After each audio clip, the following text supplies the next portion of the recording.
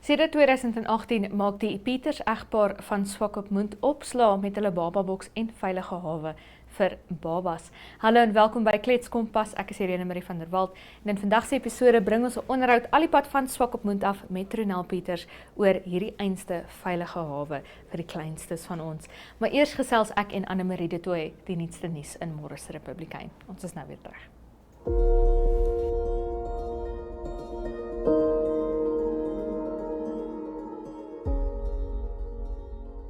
Do you like traveling? Do you like to experience new places? Well, then you should tune into On the Rock, where we explore enjoy establishments all over Namibia and South Africa. Great food, great fun, and so much more. So be sure to mark your calendar as we explore the beautiful landscapes of Namibia at the various enjoy establishments. And where we also get to go on game drives, different activities, and meet the awesome staff of the different establishments. We will see you there. Watch On the Rocks every Monday at 9 p.m. on DSTV channel 285 and GoTV.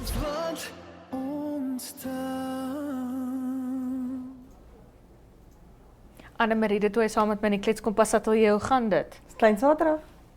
Jok het dit lanklaas gesê. Oh my word.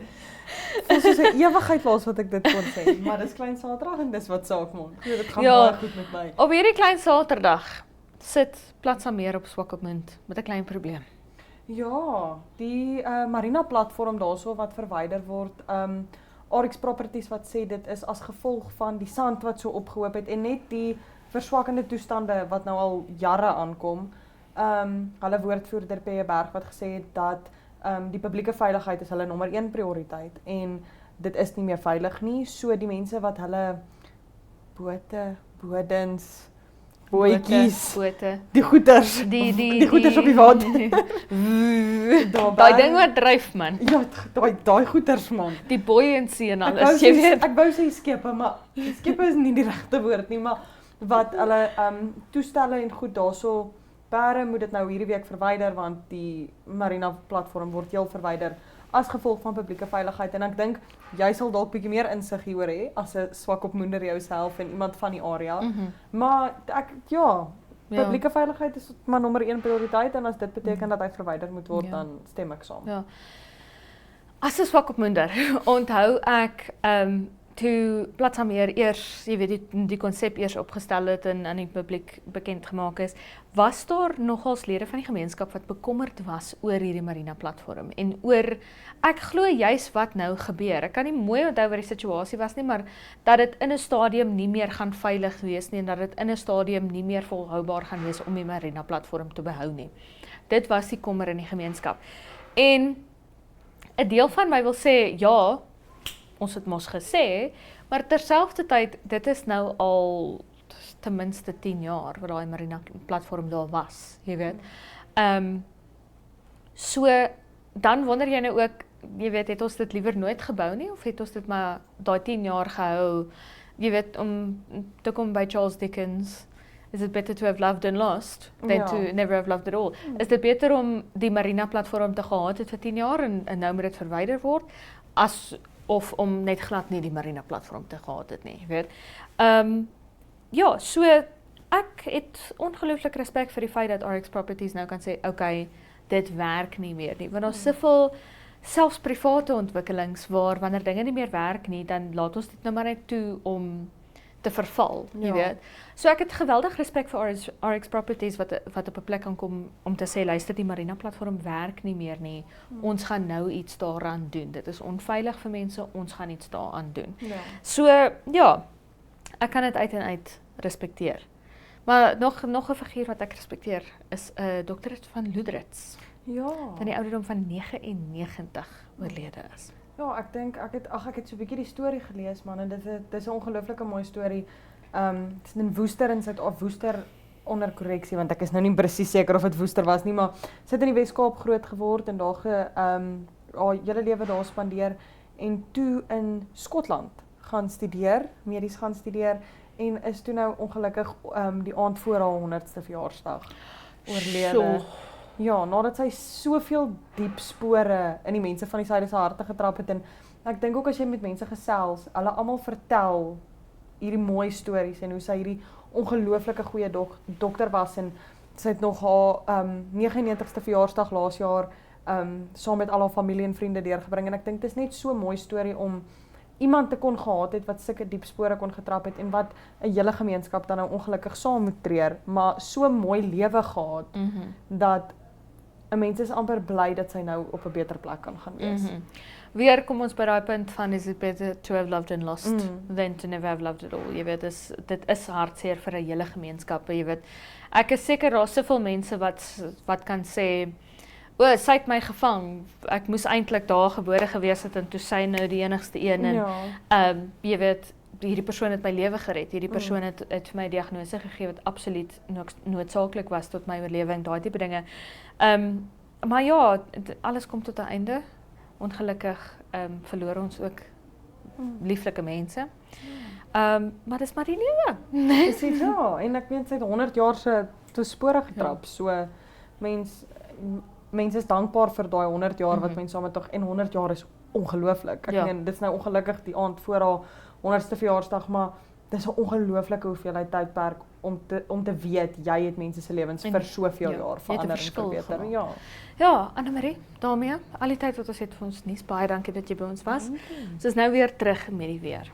Namibiërs Engel Stories. Henriette Lambreg en Germany Daddy speel hierdie stories. Soms met 'n vonkel in die oog, soms met 'n traan. Uitspeel NTV se leefstylprogram van die jaar. Moenie jou weeklikse afspraak misloop nie. Elke Vrydag aand om 8uur net op NTV. Op DStv kanaal 285 of op GoTV kanaal 25. Of jy kan ons vang op 1up2.com of op YouTube. Gaan net na NTV Afrikaans en moenie vergeet om elke dag op Uitspeel se Facebookblad te gaan loer nie. Ons bring vir jou die interessantste stories en brokkies van oor Namibië. Knatsie koffie. Wat 'n mooi woord, knatsie koffie. Henriette, hier's op Uitspeel. Op Uitspeel. Uitspeel, jou speelmaat.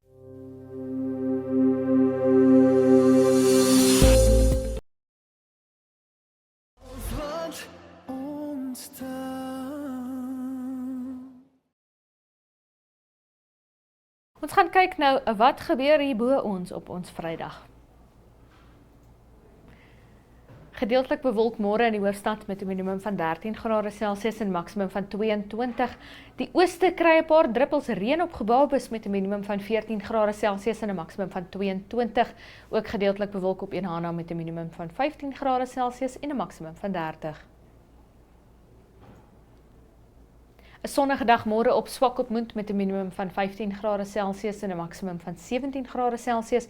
Ook sonnig op Loederitz met 'n minimum van 13 grade Celsius en 'n maksimum van 21. En gedeeltelik bewolk op Reebot met 'n minimum van 15 grade Celsius en 'n maksimum van 25.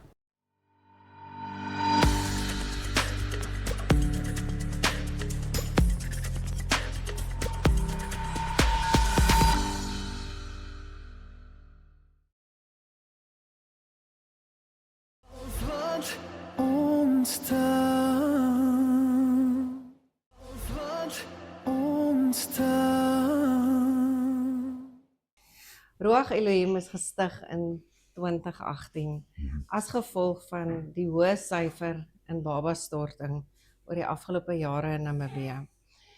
Ek het gesien daar is 'n behoefte aan 'n plek vir veiligheid in Namibië vir babas wat weggegooi word, vir desperate mamas wat nie weet waartoe om te gaan nie. En daarom het ons hierdie stigting begin en dit is uitsluitlik om te voorkom dat babas weggegooi word. En dan ook in die prosedure opsies vir desperate mamas te gee. In plaas van dat hulle babatjies weggooi of doodmaak of aborteer, dat ons 'n veilige hawe is vir daardie babas. Ons versorg die babas en ons kyk na hulle totdat alle wetlike aspekte afgehandel is en hierdie babatjies dan veilige huise kan kry. As babas op 'n onveilige plek gelaat word, dan praat ons maar van weggooi babatjies. En dit is baie hartseer dat daar eens so woord bestaan. Ja. Dit is net nie reg dat ek dink in vandag se tyd en met alles wat ons het en mekaar wat ons het en geriewe en sosiale media dat daar enigstens nog so iets eers bestaan nie. So dit is baie hartseer. En as 'n mens kyk na die baba boks wat ons installeer het buite in ons muur, ons het 50 babas al deur die boks ontvang, van 2020 af tot in 2025. So 'n mens kan werk op so 10 babatjies 'n jaar omtrent wat dan nou deur ons baba boks gekom het. So ek dink die behoefte is baie groot. Ek dink daar's 'n geweldige tekort aan genoeg bewusmaking, maar daarvoor het ons regtig die hulp van die publiek nodig. Ons het die hulp van groot besighede nodig. Ons het regtig die hulp van elke liewe persoon nodig om die woord uit te dra na buite toe, sodat dit die vertes en die hoeke van Namibië kan bereik, sodat geen babietjie ooit op 'n ashoop hoef te sterf omdat sy mamma nie geweet het van 'n ander opsie nie. Onthou hierdie was nooit my idee nie, alhoewel ek het altyd gesê het ek wil 'n babahuis begin vir weggooi babas, het ek in my kop nooit gedink is moontlik nie. Ek onthou ek het dit altyd gesê, maar in my hart het ek gedink dit sal nie gebeur nie. So ek het hierdie gedagte gehad van ek gaan altyd een baba hê. Een babatjie wat nie weggegooi word nie, wat by my gaan kom bly, en dan gaan ek hierdie baba groot maak tot hy aangeneem word, en dan gaan ek die volgende babatjie hê. En ja, die realiteit was iets wat ek nooit verwag het nie. So toe hierdie ding so groot word en die nood so groot is en daar soveel babas kom, het hierdie ding toe werklikheid geword.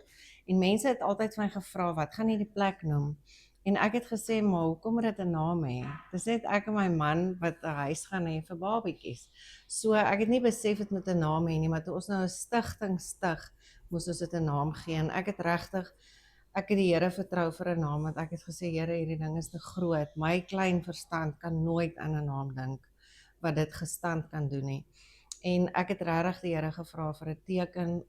Dit was vir my 'n probleem, en ek het gesê, Here, ek hoor die stemme nie, ek droom nie drome nie, ek sien nie gesigte nie. Ek weet nie hoe gaan jy vir my hierdie naam gee nie.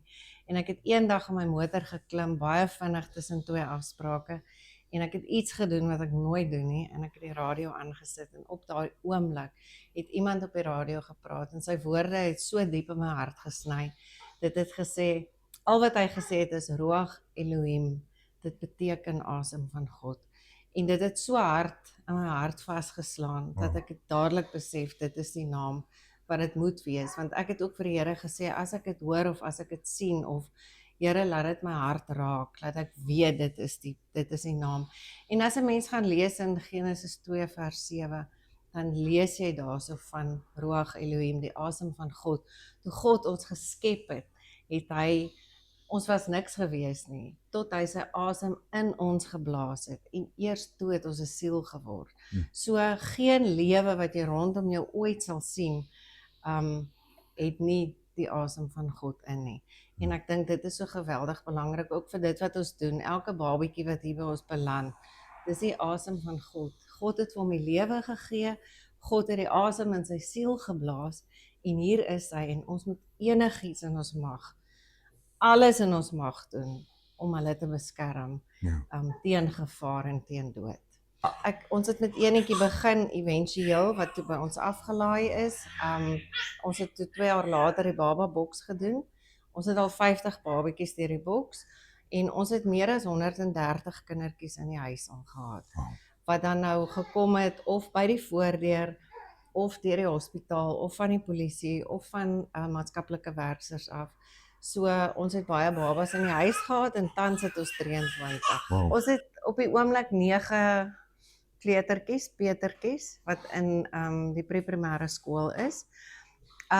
Die oudste enetjie is 6 jaar oud. Die enetjie van 6 het ons gekry toe sy 6 maande oud was. En al die ander babatjies het dan nou ook, die kleintjies wat hier is, het op een of ander manier, die meeste van hulle het deur die baba boks gekom. En dan was daar ook 'n paar wat deur maatskaplike werkers gekom het, en ons het ook van hulle in Windhoek gaan haal, nadat hulle in die hospitaal was vir baie lank. So wat gebeur het, is in Windhoek het dit gebeur dat hierdie babas gevind is. Hulle is hospitaal toe geneem deur die polisie, en hulle het op die ouene in die hospitaal gebly vir 'n baie langer tyd as wat nodig was. So ons het te hore gekom daarvan en in Maart 2024 het ons toe saam met ek saam met die maatskaplike werker wat ons aangestel het, die prosedure gevolg om hulle in ons sorg te plaas sodat ons hulle kon uithaal uit die hospitaal uit. En nou daai kleintjies is nou almal in die kleuterskool. Okay. So in die oggend is dit maar vroeg opstaan, aantrek, pappies eet, en dan gaan hulle skool toe. En dan is dit natuurlik die babas wat by die huis versorg word. Ons het baie babas tans wat spesiale behoeftes het. En dit veroorsaak dat ons baie babas het wat terapie toe gaan, wat weekliks kry arbeidsterapie, fisioterapie, doktersafsprake, immuniseringsafsprake. Elke baba wat deur ons bababoks kom, kry 'n reeks van toetse. Ja. Onder andere heel eerste natuurlik HIV-toetse, oortoetsies, gehoortoetse, allerhande toetse wat die dokter dan nou vir ons voorskryf, wat dan gedoen moet word. So dit hou mense nogal besig. En dan natuurlik het hulle mos 'n opvolgafsprake. Elke 3 maande is daar opvolgafsprake en dan is dit die immuniseringsafsprake. En dan natuurlik ons babas met spesiale behoeftes. Veral die laaste tyd het ons regtig baie siek babas gehad. En dit verg dat ons ook baie gereeld moet ek Windhoek toe gaan vir meer gespesialiseerde behandeling. En dit hou vir ons geweldig besig. En dan teen namiddag sal ons nou die kleintjies gaan haal by die skool en as dit hier aankom is dit besig. Dit is baie erg. Die tassies word uitgepak en van hulle het nog nie hulle kossies opgeëet nie. So en dan is dit 'n bietjie speeltyd en dan later is dit eettyd en dan badtyd en dan bedtyd. Adam, ons grootste uitdaging is definitief finansies. Ja. Baie beslis die eerste grootste uitdaging is om die finansiële kostes te dek. Want ek kan vir jou sê dat hierdie babetjies kos geweldig baie geld en as hulle siek is, kos hulle baie meer. En ons babetjies kry regtig deur die Here se genade net die beste diens en die beste behandeling. Ek voel altyd, weet jy wat, anders kan ons maar los wat ons doen, as ons dit nie so goed as moontlik kan doen nie. En deur donasies van die publiek en besighede en mense wat ons sien en wat ons hoor, net die feit dat hulle uit gehoorsaamheid opstaan en sê hier's 'n bydrae, dit maak dat ons kan doen wat ons doen en dit maak dat ons dit so goed as moontlik kan doen. Maar dit het so groot geword, tans het ons 15 versorgers, voltyds, wat 'n salaris verdien en hulle werk skofte. So ons het dagskof en ons het nagskof, net soos in 'n hospitaal. So dis 'n ding wat aan en aan gaan. En dit kos geld. Ek kan hulle nie betaal met melk en doeke nie. Ek moet vir hulle geldjie in hulle rekening ingee. So dit is, en dan, weet jy wat, dan begin ek nog nie eers te praat van die kos en die doeke en die melk en die mediese uitgawes en die immunisering en al daai dinge kos so baie geld. En as hierdie babas siek raak, dan raak hulle baie siek. En dan is dit baie hoë mediese kostes. En natuurlik ons babetjies met breinoperasies, hulle is ook op baie duur medikasie. So hierdie dinge, ons kan nie iets begin en dit los nie. As ons begin, moet ons dit deurvoer tot die einde toe. En ons moet hulle bystaan op die beste moontlike maniere. Ons het al soveel lewetjies is gered deur die stigting, deur die Here se genade. Dit wat al gebeur het, daar's soveel babas wat lewensbelangrike operasies ondergaan het. Daar's soveel babas wat huise gekry het. Ek dink een van die grootste wonderwerke vir my was, ek het gesien, dit ruk hand uit. Hier's nou te veel babas. Ek het benoud geraak, want ek het gedink, hulle kan nie by my groot word nie. Elke baba het 'n mamma en 'n pappa nodig. Elke baba het 'n ouma en 'n oupa en siblings in sy eie kamer nodig, so nodig. Elke iemand moet behoort aan iemand. En dit was vir my so belangrik dat hierdie babetjies huise kry. En hierdie jaar dink ek is al 5 babetjies huis toe. So dit maak so groot verskil as jy dink aan leë mamma arms wat skielik 'n baba gekry het. En ek dink die groot hoogtepunt van dit alles is as daai ouers hier aankom en hulle baba kom haal. Ja. Dit is 'n ander toestand van die hart. Dit is hartseer, dit is bly. Ek wil nou vir jou sê, ek huil vir weke en ek droom van hulle en ek dink aan hulle en ek verlang na hulle en ek ruik hulle. Ek kan maar net sê dit is 'n bittersoet oomblik as hulle huis toe gaan. Maar dit is waar hulle moet wees. Ek besef dat ons is net die beginpunt van dit alles. Hulle moet huise kry en ek dink dis die hoogtepunt is as hulle kan begin by hulle nuwe huise, nuwe ouers. Niemand weet hoe lyk die toekoms nie, maar ek kan vir jou sê, soos wat die huis nou uit sy nate uitbars, dink ek gaan ons seker binnekort 'n groter plek nodig hê, sodat ons meer babas kan huisves. Ons tweede grootste uitdaging is bewusmaking. Daar is net nog nie genoeg mense wat weet van Ruach Elohim, wat weet van 'n ander opsie as 'n skiep of 'n droë rivier loop of 'n veld om jou baba weg te gooi nie. So ek dink ek het geweldig nodig dat mense my kontak om te help met bewusmaking. Dat as hulle praat van Ruach Elohim of van die Baba Box, dat mense sal weet, ons weet presies waar dit is en waaroor dit gaan. Want weet jy, Adam, op die einde van die dag, dis lewens, dis siele. Dit is nie iets wat jou op 'n rak kan bære tot later nie. Hierdie dinge gebeur elke dag en ek self het nie besef wat babastorting is, regtig, voordat ek dit self beleef het nie. Ek moes self 'n dooie babatjie in 'n skiep kry, daai sak oopmaak en daai baba sien om, ek wil amper vir sê, tot werklikheid geruk te word, dat dit is die werklikheid. En dis 'n lewetjie wat kon gespaar gewees het, as die mamma geweet het van ons. En baie dae voel ek baie skuldig, as ek 'n artikel lees, as daar nog 'n babatjie weggegooi is, ek voel altyd dadelik is my skuld. So ek wil regtig mense uitnooi om ons te ondersteun met bewusmaking. Plekke soos MTC, wat vir ons baie maklik, baie groot bewusmaking kan mee help. Jy weet, ag ja, daar's baie ander groot maatskappye wat ek dink wat ook vir ons kan help. En dit is nie daardeur net wat hulle vir ons help nie, maar hulle red regtig lewetjies wat nie vir hulle self kan opstaan nie. Ek kan net dink aan hoe dit voel as 'n mamma 'n baba in 'n sak sit. Daai babatjie kan nie sê, mamma asseblief moenie my tot daar dra nie, moenie my daar los nie. Sit my voor iemand se deur neer waar ek gekry kan word en veilig kan wees. En weet jy wat, daai mamma is in so 'n desperate oomblik dat dit is net die maklikste, is die enigste uitweg. En ek dink ons moet baie meer vir mekaar opstaan, baie meer vir mekaar omgee en baie meer en aggressief beklei teen babastorting. Dis so belangrik. Geen baba kan sy ouers kies nie. Geen baba kan genade kies nie. Ons moet dit vir hulle kies en ons moet baie hard beklei daarvoor.